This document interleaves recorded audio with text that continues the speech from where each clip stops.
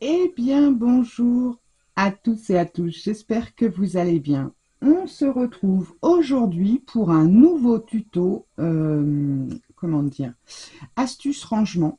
Voilà, donc c'est des vidéos qui vous plaisent bien, et donc j'ai décidé de continuer, voilà, tout simplement. Bon, déjà pour commencer, j'espère que vous allez toutes bien, que tout se passe bien pour vous et que vous avez un peu de temps pour scraper. Alors, aujourd'hui, on va faire quoi? Je pense qu'on est toutes pareilles. On a ce genre de boîte. Hein, vous êtes comme moi, je suis sûre. Bon, celui-là, il s'est un peu sauvé. Donc, alors c'est bien pratique, oui, mais bon, en attendant, on les voit pas. Donc, quand on les voit pas, on s'en sert pas. Alors, du coup, aujourd'hui, je me suis dit, eh ben, on va faire un petit présentoir pour justement nos washi. Voilà, alors il y a plusieurs techniques de rangement, voilà. Moi, je vais vous montrer un petit peu ce à quoi j'ai pensé. Alors, on va mettre ça sur le côté. Donc, vous aurez besoin d'une boîte de chaussures.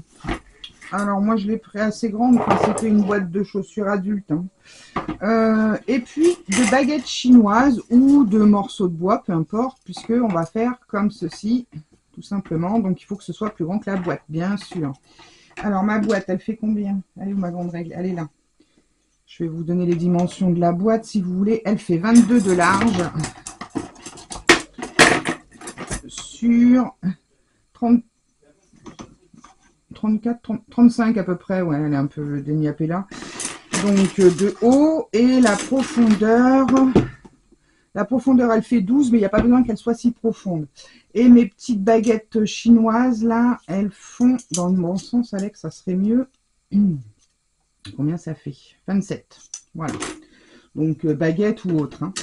Donc, moi, ce que j'ai fait, c'est que j'ai tracé tous les 5 cm un marquage de chaque côté.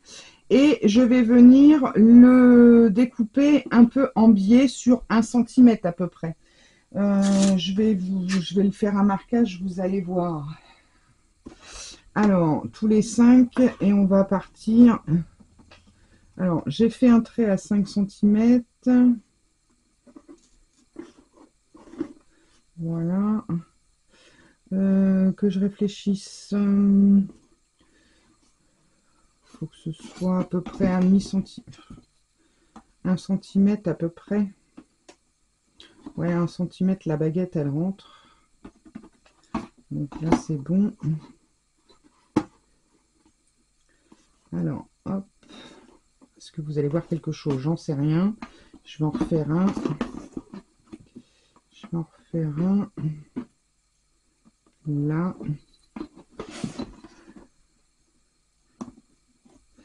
En fait, pourquoi qu'il faut que ce soit en biais? Tout simplement parce que, pour pas que la baguette tombe.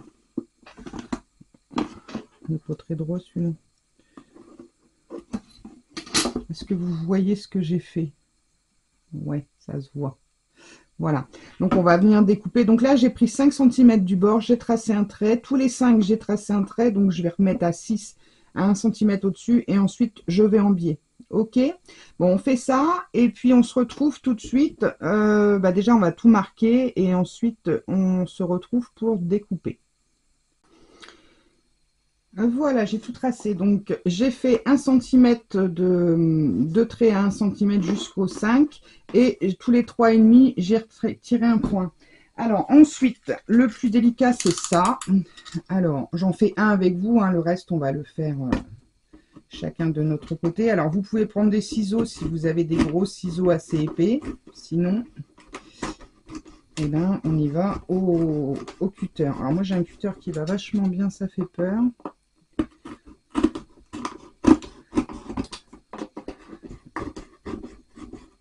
Attendez, je vais essayer aux ciseaux. Ils sont où les ciseaux? Je veux dire que c'est un peu épais, mon histoire.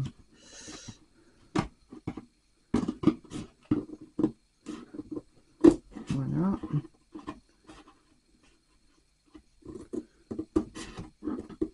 Voilà. Et là. Donc, si la boîte, elle se démonte, c'est pas grave. Ne vous inquiétez pas, on va la consolider. Voilà, donc on ouvre comme ça de chaque côté. Ça c'est pareil, ben, on va le couper hein, puisque sinon ça va nous gêner. Hop, voilà. On fait ça sur les 6 ouvertures de chaque côté et on se retrouve tout de suite après. Alors, donc, logiquement, vous devez vous retrouver avec ceci. Je vous montre sur le côté, voilà, et sur l'autre côté. Alors, moi, ce que j'ai fait, j'ai rebiseauté l'intérieur du carton, hein, qu'on va reconsolider, bien sûr, pour ne pas que ça dépasse, vous voyez, quand parce que comme le carton est plié, il ne faut pas que ça dépasse là.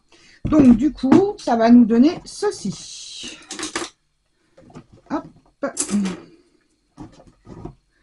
voilà, là, là, et là, ok. Donc du coup, bah, quand on va mettre nos washi, on va mettre une petite pelletée comme ça, voilà, tac, tac, tac. Voilà, vous voyez, on a la place, hein. On a la place, largement, largement, largement. Bon, alors, ce qu'on va faire maintenant qu'on a tout percé, alors moi j'ai pris l'option des baguettes chinoises en plastique, vous pouvez prendre des petits morceaux de bois, si vous avez par exemple une petite tringle à rideau, vous savez, vous achetez ça dans la foire fouille ou je sais pas où, et comment dire, c'est pas très cher, vous la recoupez aux dimensions de la boîte, mais bon, il faut quand même que ça dépasse un petit peu, vous voyez, parce que là j'ai à peu près 2 cm de chaque côté. Après je vais peut-être venir y coller une grosse perle de manière à ce que ça tombe pas, vous voyez. Mais bon, alors, donc, on va reconsolider la boîte. Donc, moi, j'ai du... Alors, c'est pas du craft gommé, parce que le craft gommé, on doit le mouiller, mais c'est un peu le même principe. C'est du craft pour emballer les colis. Ça, vous trouvez ça chez Action au rayon bricolage. Et donc, ce que je vais venir faire, je vais vous montrer. Je vais couper des petits... On va le faire chacun de notre côté, hein. Je vais faire, hop, comme ceci. Voilà. Sur tous les morceaux de la boîte pour que ce soit bien net, hein. Voilà, c'est vraiment pour dire que ce soit le plus propre possible. Alors ici par exemple, je vais venir y couper une petite bande d'un petit centimètre pour mettre au fond. Voilà, de toute façon, bien sûr, vous doutez bien que la boîte, on ne va pas la laisser comme ça, on va la recouvrir de papier.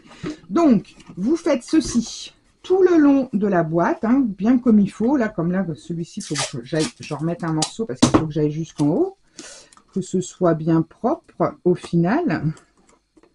Voilà, pour quand on va recouvrir, que tout soit joli. Ok, on fait ça. Et on se retrouve dès que c'est fini. À tout de suite. Alors, voilà. Donc, j'ai tout comment dire, renforcé avec le papier de masquage. Et en plus, donc non seulement ça cache les coins qui sont pas beaux, et puis ça renforce la boîte. J'ai également mis ici sur les coins pour pas que la boîte s'ouvre. J'essaie de vous montrer, mais c'est pas évident. Voilà. J'en ai mis également à l'intérieur pour pas que ça s'ouvre. Ok. Donc, une fois qu'on a fait ça, eh bien, il nous reste plus qu'à décorer notre boîte. Donc, moi, je vais sans doute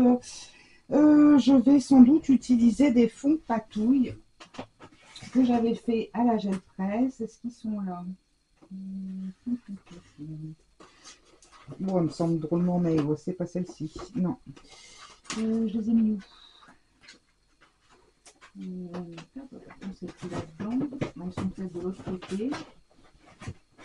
Alors, hop, bon, attendez, je vais chercher, je reviens. Alors, donc je vais faire comme ça, en fait, je vais venir mettre de la colle dans le fond et je vais venir coller 2 papiers et je vais faire un rebord là. Ensuite, je vais faire les faces intérieures et ensuite je ferai l'extérieur, donc tout avec des fonds patouille.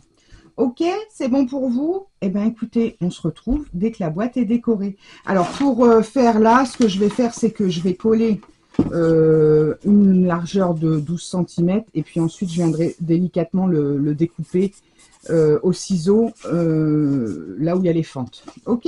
Allez, on fait ça. À tout de suite. Et voilà, je vous retrouve. Ma boîte est terminé.